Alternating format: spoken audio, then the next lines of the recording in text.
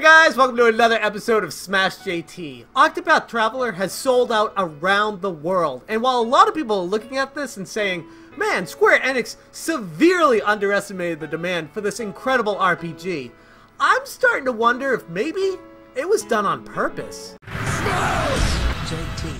Alright, now hear me out. First off, this is kind of in the territory of crazy talk, and I know that firsthand. But if you dig a little bit deeper and think about this, there are a lot of reasons why Square Enix may have, on purpose, underestimated the demand of the physical versions of Octopath Traveler. If you consider right now where you look around online trying to buy the physical versions of this game, it is going for above the MSRP. When was the last time a regular generic video game that's not a special edition or deluxe edition or anything crazy, just the base vanilla copy of a game, was going for above retail price the week of release? It's almost unheard of this day and age. You never see that kind of thing happen anymore. And the more I think about this, the more I wonder, maybe Square Enix did this on purpose to increase digital sales? They make a much larger percent of money. You don't have to pay for delivery of the physical item. You don't have to actually create the physical item. You don't have to give a part of the sale to the store selling it. There are so many benefits to selling a digital version of a game from a publisher's standpoint that it almost makes sense that they severely underestimated the demand for this game. Or at least that's the story that they're giving to the public. Recently, Square Enix issued an apology on their Twitter in Japanese, apologizing for the lack of physical supply for this game and how the demand for it completely blew them away. But if you think about it, physical versions of the game can be bought and sold secondhand on the secondhand market, and Square Enix doesn't see a dime of that. No publisher ever sees a dime of resold used games. But the physical versions of the game, if they've been limited, will limit the amount of people selling the used games on the secondhand market. And not only will it limit the amount of people selling it, but it will also increase the value of the physical game to a point where it would almost make sense for the general public looking to play this game to drop the money on the digital purchase instead.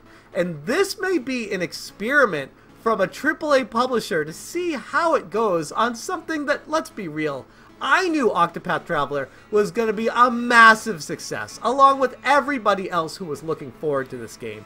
So I don't know how Square Enix could act so surprised right now that the physical sales are almost double what Bravely Default was. And Bravely Default was an incredible game in its own right, but the hype level and the marketing for Octopath Traveler were through the roof. And if you're in Square Enix's boardroom, you gotta know this game was gonna sell way more than Bravely Default. And something that lends a little bit of credence to this fact is that, first off, more physical copies aren't coming for 1 to 2 months according to Amazon, and in Square Enix's apology on Twitter, they encouraged users to purchase this title digitally.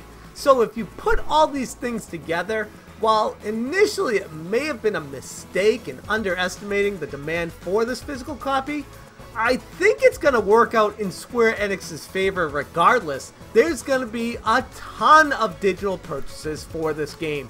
So many great reviews, so many people saying this is one of the best games they've played in a very long time.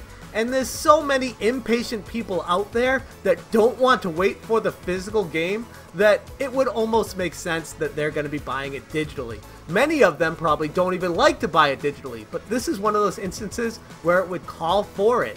And from personal experience, on launch day, I was getting so impatient waiting for my special edition Octopath Traveler to show up in the mail that I ordered from BestBuy.com that I actually got in the car, drove to Best Buy, and bought another Octopath Traveler in person just so I could play it sooner than waiting for the delivery in the mail.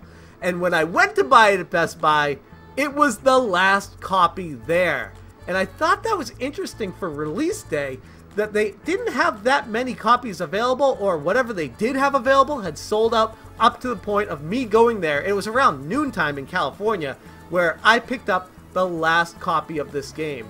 And when I picked it up, I was like, that's interesting. They don't have any more of these available? This is the only one in the entire store that's left? Lady at the cash register is like, yeah, there's been a few of those that were selling today.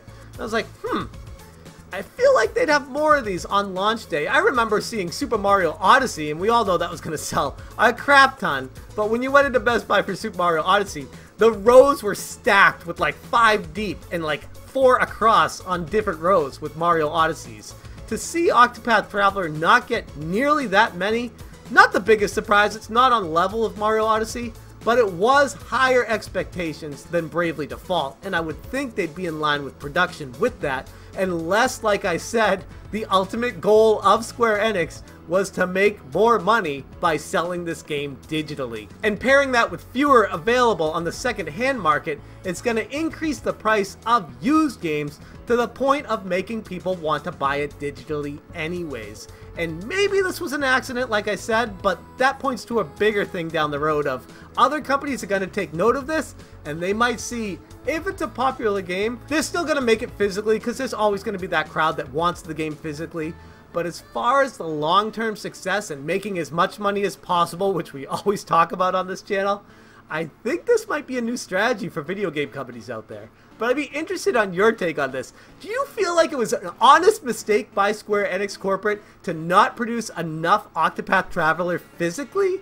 Or do you think they kind of did this on purpose, trying to make as much money as possible digitally? And yes, they'll have a second round a couple months down the road, but not until they made their money digitally. I'd be interested on your take in this situation. And a side note, I am absolutely loving my time playing it so far. I'm a few hours into it. I've been sidetracked by a lot of life circumstances and situations, but I'm not letting that get me down. Every free second I have is being spent on this game, and I couldn't be happier with it. If you enjoy Chrono Trigger, Final Fantasy III, hell, even Secret of Mana, any of those kind of games, this game will fit right in with it. It makes me realize what made gaming great back in the day of Super Nintendo. It is all the best parts of those games and none of the bad parts. But anyways, that's for another video. Just want to let you guys know how I'm enjoying the game so far. That's all I got for you guys today. Thank you so much for watching. Have a good one. As always, the Smash JT channel is brought to us by you generous Patreons out there. If you're interested in joining them, hit the Patreon link below. You can donate as little as $1 a month. Everything makes a gigantic difference. If you enjoy the content I'm making here, hit that subscribe button if you haven't already and hit the bell for notifications. And again, thank you so much for watching.